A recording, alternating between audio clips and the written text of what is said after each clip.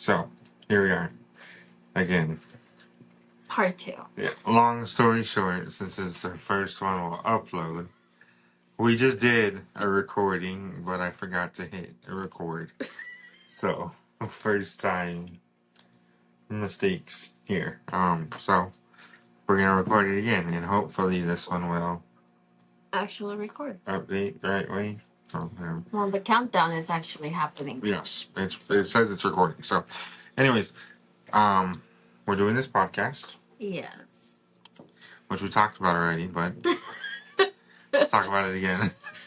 We're doing this podcast to try and help spread God's miracles and how Jesus changes lives, and that Jesus does save and Jesus does heal. There's a lot of entertainment out today. There's a lot of channels, a lot of voices, a lot of... Sorry for the noise in the back. That's our coffee Yes. machine. I didn't know it was that loud. There's a lot of different things you can watch and hear and listen to, and so we're just trying to contribute, I guess, to something a little bit more wholesome, maybe. I don't know if that's the right word, but share stories of inspiration and hope, and maybe it'll just help you get through your day just a little bit. I don't know. So, anyways, backstories for those who don't know us. You want to start? No, you Okay. have the All right. floor. Well, name's Chris. I was born and raised in Texas. How old are you? I'm 30 years old now, which is hard to say. Because You're old. I know. So I'm 30. Born and raised in Texas. My dad became a minister when I was 10. We moved from South Padre Island, Texas, to La Mesa, Texas, which I don't recommend for anybody. No hate, just wouldn't do it again if I had the choice. When I was 10 and when I was 16, we moved again. This time to Center Hill, Florida, a little town in Central Florida, which is what I called home for a long time. Whenever I was 16, we moved there. When I got out of school at 18, I kind of hit a rebellious streak. I left. I ran from a lot of things. When I was 24, 23, going on 24, I moved back to Florida for the last time.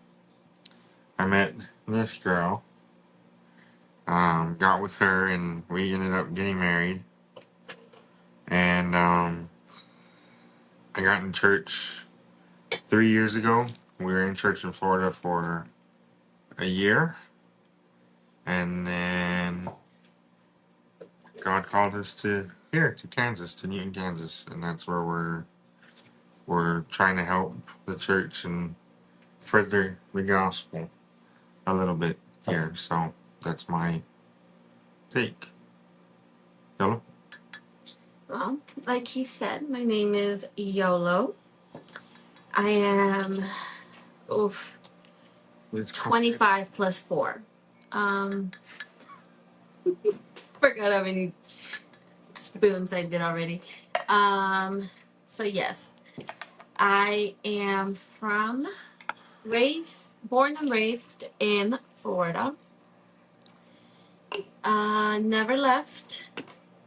Loved it while I was there. I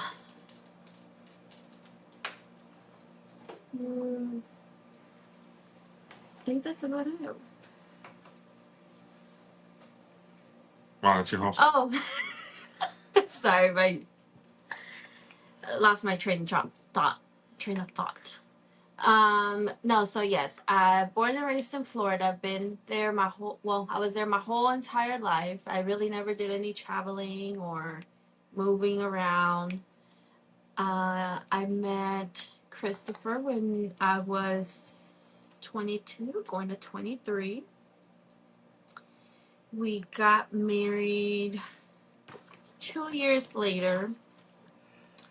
And our life has been a very fun and interesting roller coaster. We got married. We moved around a couple times in Florida. Yes. Every year for our anniversary, we got a new house. For the first 3 years. We've been married 4 years, and now we live in Newton, Kansas. And we're here helping our church here grow. Hopefully, we are doing our part. And yeah, now we're doing this. Yes. Now we are doing this. Yes. This beautiful podcast. Yes. All right. Yeah. So thank God that we're here.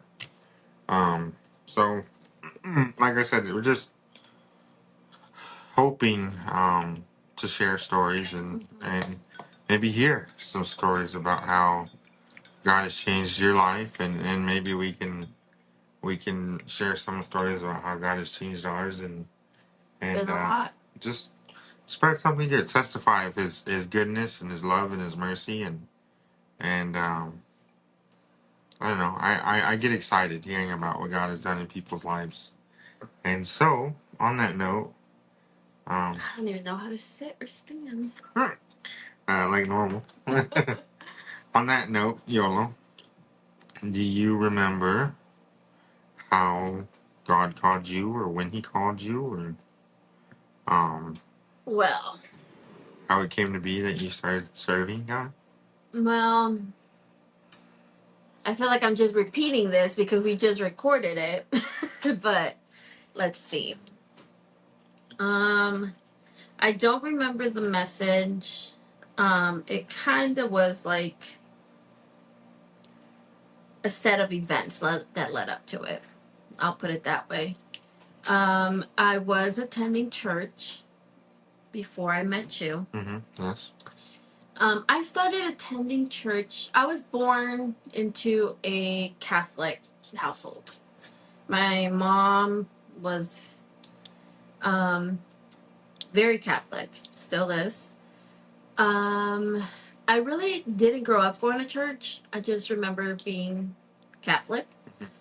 But I did start. Was it like the Easter and Christmas deals? No, not even. It was like. You were Catholic, but that was it? Yeah, we would go to church. But I think I only remember like attending 5 or 6 services. Like in my memory, we probably went more. I'm not sure.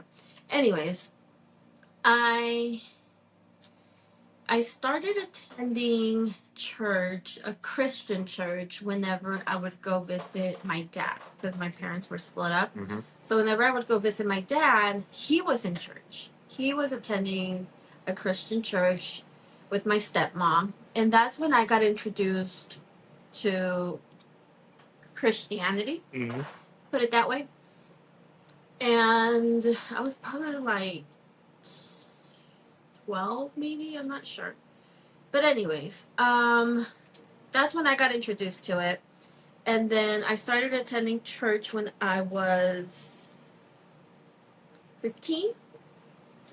And then saved, baptized. And I do it in air quotes. We'll talk about that at another point. But I really feel like I was just attending church. I wasn't really a part of a church until we got married.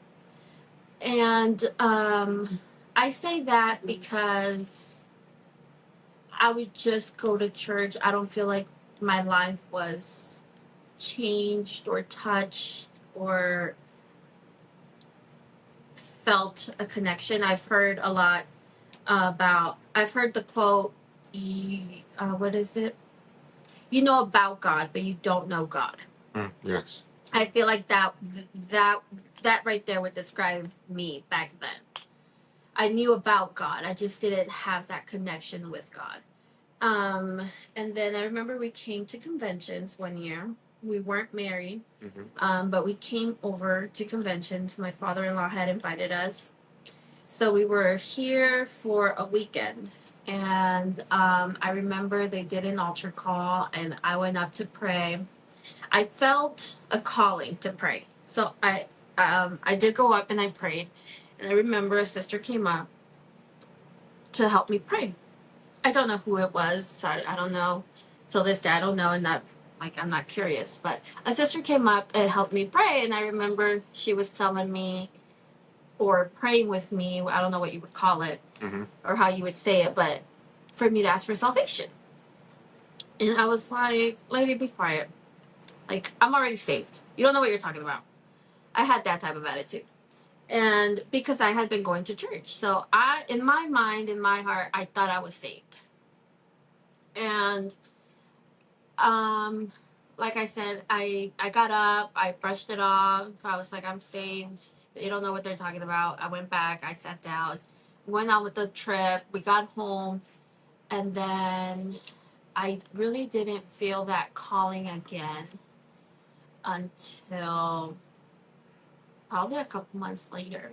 We were already married, I want to say. We were already married when my father-in-law had invited me to dinner. And I used to like going over because he would make steaks. I think that's why he did it. So we went, and he finally started talking to me about church. And he kind of started asking, when are you going to finally, like, surrender to God? Like, when are you going to accept that you need, that you need God and that this is what God wants for you? And at that time, I think a lot of what was stopping me or holding me back was I had just gotten married. And my whole life growing up, I was taught that you don't need a man. You don't need a man to tell you what to do. You don't need a man to do this. You don't need one. You are strong, independent. You can do it on your own. And I mean, I get why they would teach me that. That was my mom. I mean, she was a single mom. That's how she knew. That's all she knew. So I had that mentality, and I knew that serving God, I had to surrender to God, but also be in obedience to my husband. And I didn't want to do that. So I think that held me back a lot. And maybe one day we can talk about that. It did not help our marriage at all, thinking like that. Well, to be fair, I was a horrible husband. Well, yeah, but we're not there yet. Okay, we're talking about me, not you. So that held me back a lot. And then I will admit that night I did feel that calling again, like this is where you belong. Like give in already, like stop being so stubborn. I had that calling that night, and I ignored it because I didn't want to listen. Of course, right? And then I did not have that calling anymore. I would go to the services. I would attend services. We would go to church Sundays.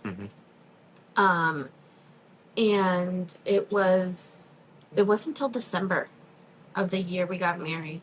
In December, 2021. Right? Yeah, 2020. 2020, yes.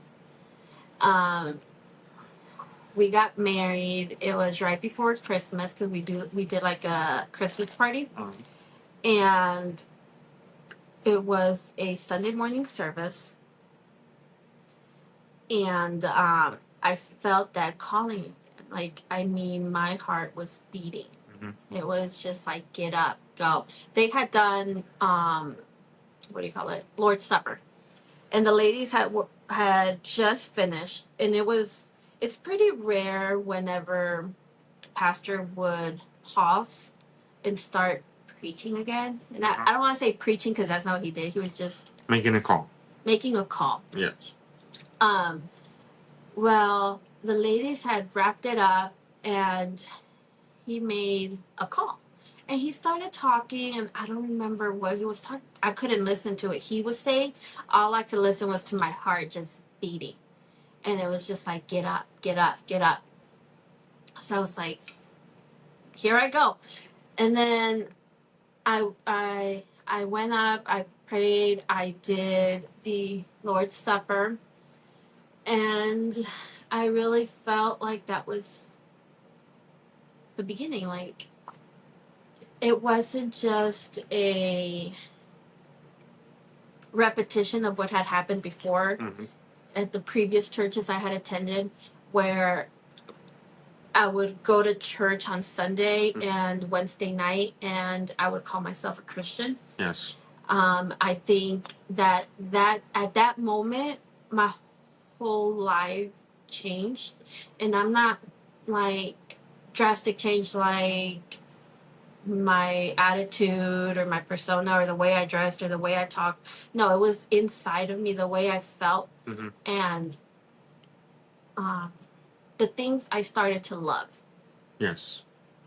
That's how I knew that it had finally clicked. Like, I had finally made that connection with God. So yeah, I got saved, and that was it. Haven't gone back since. Good. Good. Well, that's really good. I think I talked more on this one than I did last time. I'm so proud of myself. Pat on the back. The spirit is touching you, man. No. No, that's good. That's really good. Yeah. How about you, Christopher? Well, I was born and raised in church, and we did attend church. So for those of you who don't know, we're members, I guess you would say, of the Church of God of the Firstborn.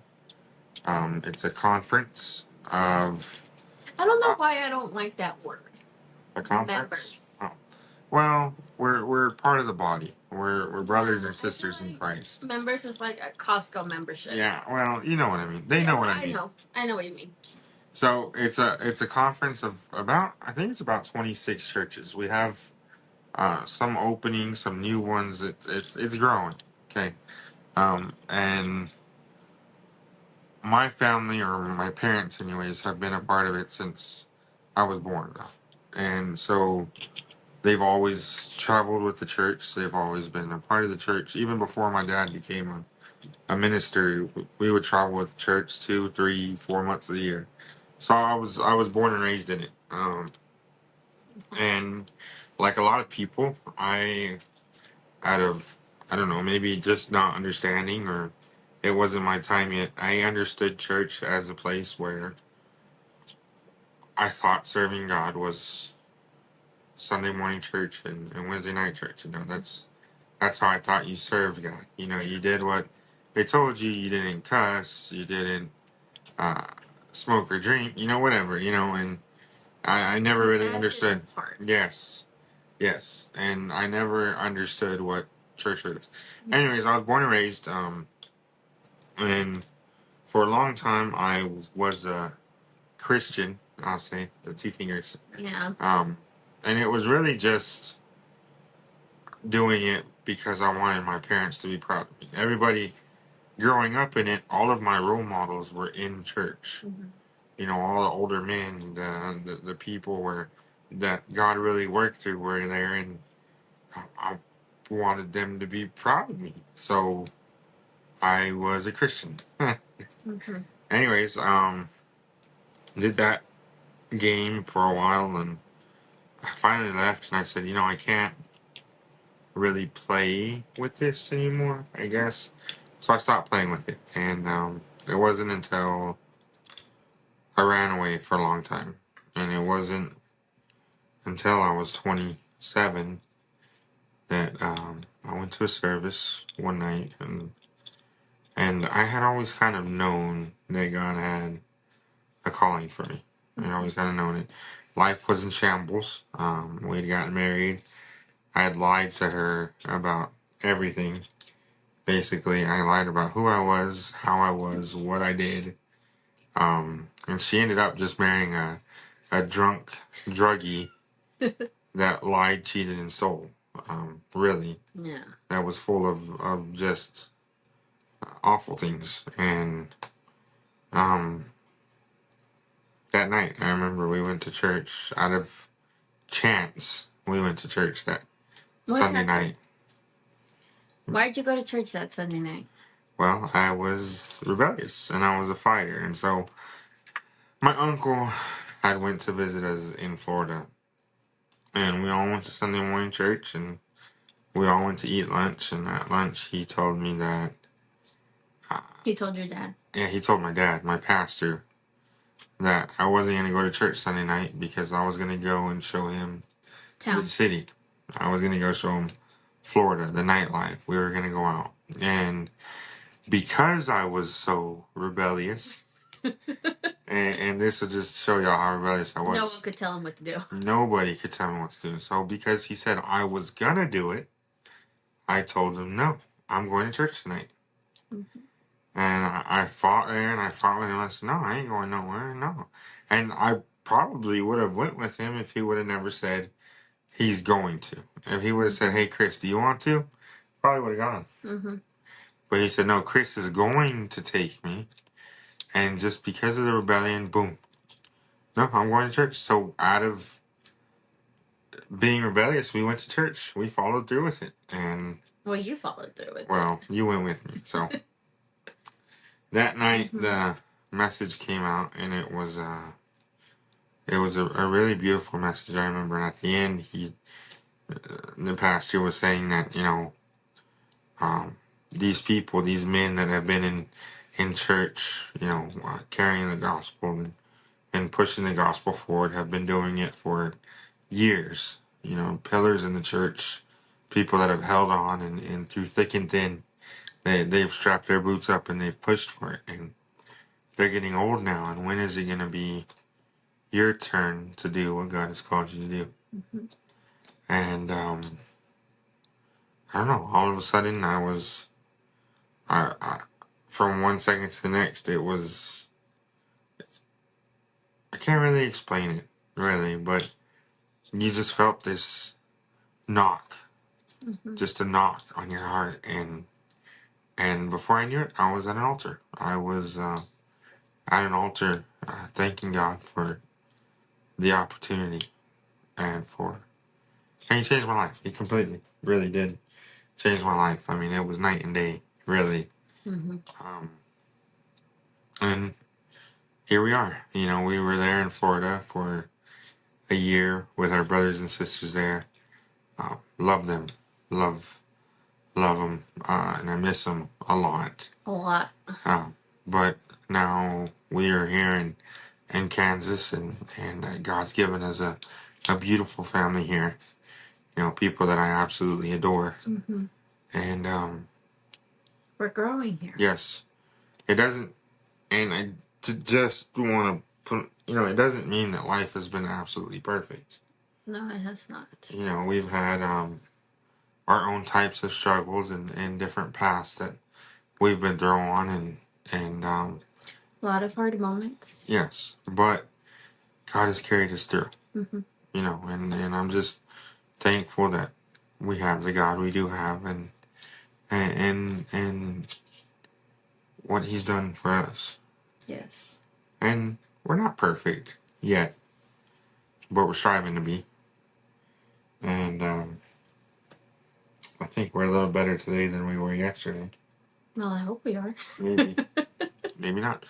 But yeah, so the whole purpose of this podcast is to try and share stories like that. Mm-hmm. How God has helped you and in what ways God has helped you. And, we were talking about it the other day, and saying God has helped me is cool. It's great. God works. But sometimes and this is just a personal feeling, knowing how God has helped people really changes things. There's a lot of stories in the Bible where God has helped people, but it's how He did it that makes the story miraculous. We know God helped Daniel, Mm-hmm. but it's how He helped him that makes that story so captivating. And then He saved him from the lions. It's whoa. We know God helped different people. We know He led the people out of Egypt. Mm-hmm. But knowing that he opened the sea, that's wow. It really shows and magnifies the God we serve, you know, and shows him and how great he is and his majesty and that's what we're here for. That's what this is here for. Yes. It's to kind of shine a light on how great God is and that he still works. You know, still today, you know, May 12th, 2024, God is still working. Jesus still saves. Jesus still heals. And I'm here for moral support. Yes. And this ain't church. This isn't going to be church. This isn't going to be a preachy thing. No. No, if you need church, go to church. You don't have a church, the Church of God of the Firstborn. We have churches in Texas, Oklahoma, New Mexico, Mexico, Tennessee, Kansas, Florida, and hopefully more soon other places. So if you need a church, we invite you. Um, if you're here in Newton, Kansas, 720 South Kansas Avenue, but we would love to hear how God has helped different people. And hopefully on the next one, we'll have other people on here and we'll dive deeper into things we've learned, how God has changed our lives, situations that have happened, and what God has done, and I don't know. We'll see if God wills it. If He does it, we won't ever see Him. We won't ever do this again. Yeah, but if it works out that we feel like He wants us to keep doing it, then we'll keep doing it. We'll pray about it, and anyways, have a good week, a good day. Happy Mother's Day. It's Mother's Day today. Happy Mother's Day. Thank you. I haven't heard that at all today. And Just joking. and yeah, much love. God bless. Bye. Bye.